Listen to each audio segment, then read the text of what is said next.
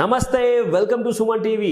Infrastructure స్టాకుల్లో ఎంతవరకు సంపాదించారు గత ఒక సంవత్సరంలో అనలైజ్ చేసుకున్నారా?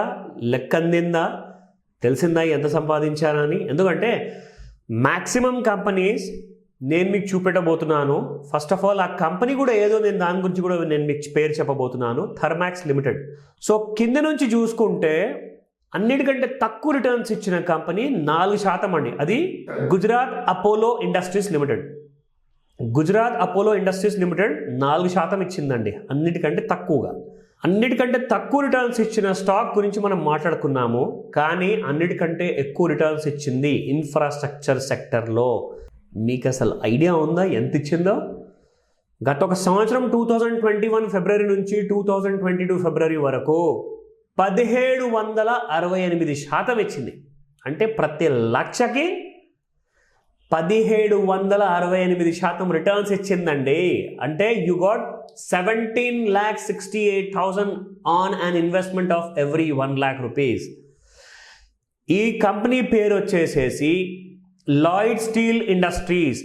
ఇది గత సంవత్సరం 2021లో ఫిబ్రవరి నెలలో చూసుకుంటే ₹1 షేర్ అండి. ఇది ₹1 షేరు. అది కాస్త పెరిగేసేసి ఇంకా రూపాయి కంటే తక్కువ కూడా ఉండింది యాక్చువల్గా.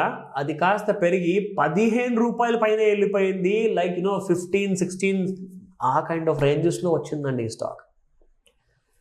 అసలు ఇటువంటి స్టాక్స్ మిస్ అయ్యారు, ఎటువంటి స్టాక్స్ని మీరు కొనలేదు మీ పోర్ట్ఫోలియోలో అంటే ఖచ్చితంగా మీరు హోంవర్క్లో ఎక్కడ తప్పు చేస్తున్నారు, ఏదో ఒక విషయం తక్కువ ఉన్నట్టే.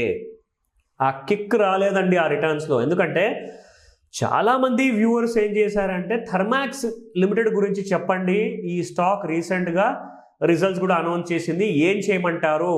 దూకి కొనేయమంటారా, లేదంటే స్టాప్ లాస్ పెట్టేసి బయటకు వచ్చేయమంటారా, లేదంటే ఆ డెసిషన్ మేము తీసుకుంటామో, కనీసం స్టాక్ పరిస్థితి అన్న మాకు చెప్పండి అన్నారు.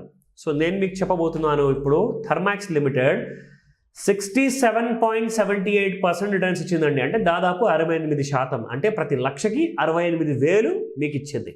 కానీ ఇక్కడ మనం చూసుకుంటుంది 17,68,000 రూపాయల ప్రాఫిట్ అండి. ప్రతి లక్షకి 17 లక్షలు. ఏంటి సంవత్సరం లోపలే? I just can't believe this. Next top gainer చూసుకుంటే కాబరా ఎక్స్ట్రూషన్ టెక్నిక్ 339% పెరిగింది. సో ఇక్కడ మ్యాక్సిమం చూసుకుంటే అటువంటి స్టాక్సే ఉన్నాయి. వీటి గురించి కూడా నేను హోంవర్క్ చేయబోతున్నాను, వీడియోస్ చేయబోతున్నాను. మీకు ఇవి ఎడ్యుకేషనల్ వీడియోస్లో భాగంగా as part of the awareness, అంటే ప్రత్యేకంగా సుమన్ టీవీ ప్రేక్షకుల కోసం ఏదైతే మేము ఇనిషియేటివ్ స్టార్ట్ చేశామో అందులోనే భాగంగా మీకు పూర్తి నాలెడ్జ్ వచ్చేలాగా ఈ ఇనిషియేటివ్ మేము కంటిన్యూ చేస్తూనే ఉంటాము. కానీ హోంవర్క్ మీరు చేయాలి, మీరు కష్టపడాలి. ఎందుకంటే కష్టపడిన డబ్బుని మీరు పెట్టుబడిగా పెడుతున్నారు కాబట్టి అందులో వచ్చే లాభమైన నష్టమైన అందులో 100% బాధ్యులు మీరే ఉంటారు. కాబట్టి ఆ డెసిషన్ మీరు తీసుకోండి. కనీసం రాబోయే సంవత్సరం గురించి మనం మాట్లాడితే 2023 ఫిబ్రవరి లోపల ఒక సంవత్సరంలో మంచి రిటర్న్స్ వచ్చేలాగా పోర్ట్ఫోలియో ప్లాన్ చేసుకోండి. సో యాక్చువల్గా థర్మాక్స్ లిమిటెడ్లో ఏం జరిగింది, కొనని వాళ్ళు ఏం చేయాలి, కొన్న వాళ్ళు ఏం చేయాలి, ఆ విషయం మీకు చెప్తా. సో థర్మాక్స్ లిమిటెడ్ చూసుకుంటే గత థర్డ్ క్వార్టర్లో అక్టోబర్, నవంబర్, డిసెంబర్ 3 నెలల్లో వీళ్ళ ప్రాఫిట్ డౌన్ అయిపోయిందండి. యాక్చువల్గా లేదంటే ఈ one of the big companies, good results ఇచ్చే కంపెనీస్. కానీ అదొకటి రీజన్ కాదండి. టెక్నికల్ అనాలిసిస్లో భాగంగా కూడా మనం చెప్పుకోవాలి దాని స్టేటస్ ఏంటి, అది కూడా నేను మీకు చెప్తాను. సో అది 5% డౌన్ అయింది ప్రాఫిట్. కాస్త చూసుకుంటే Thermax limited Q3 third quarter రిజల్ట్స్లో ప్రాఫిట్ డౌన్ అయిపోయి 5% వరకు పడిపోయింది. సో అందులో ముఖ్యంగా ఇప్పుడు మనం చెప్పుకోవాలి అంటే ఇప్పుడు కరెంట్ మార్కెట్ ప్రైస్ థర్మాక్స్ లిమిటెడ్ది 1,922 రూపీస్ అండి.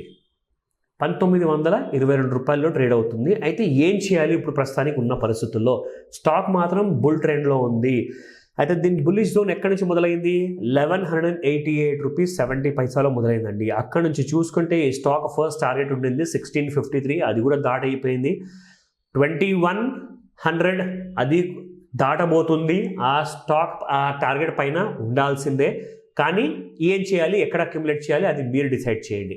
నా నెక్స్ట్ టార్గెట్ 2465. దీని తర్వాత లాస్ట్ టార్గెట్ 1 ఇయర్లో వచ్చే టార్గెట్స్లో మనం చూసుకుంటే మినిమం ఈ టార్గెట్ అచీవ్ అవ్వాల్సిందే 2814, అంటే 2014 రూపాయలు. సో 2814 రూపాయలు ఇది దీని టార్గెట్ అనమాట నెక్స్ట్ 1 ఇయర్లో.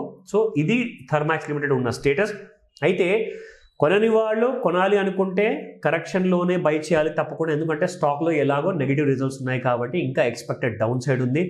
కానీ కొన్న వాళ్ళు ఏం చేయాలి? లాసుల్లో ఉన్నారంటే స్టాప్ లాస్ పెట్టుకోవాలా, లేదంటే ఎగ్జిట్ అవ్వాలా? ఆ హోంవర్క్ మీరు చేయాలి, ఆ బాధ్యత మీకు కనీసం ఉంటుంది. 50% నేను కష్టపడుతున్నాను మీకోసము, అండ్ మిగతా 50% మీరు చూసుకోండి. So thank you very much. మరిన్ని మంచి వీడియోస్తో నేను మీ ముందుకు వస్తాను. బాయ్.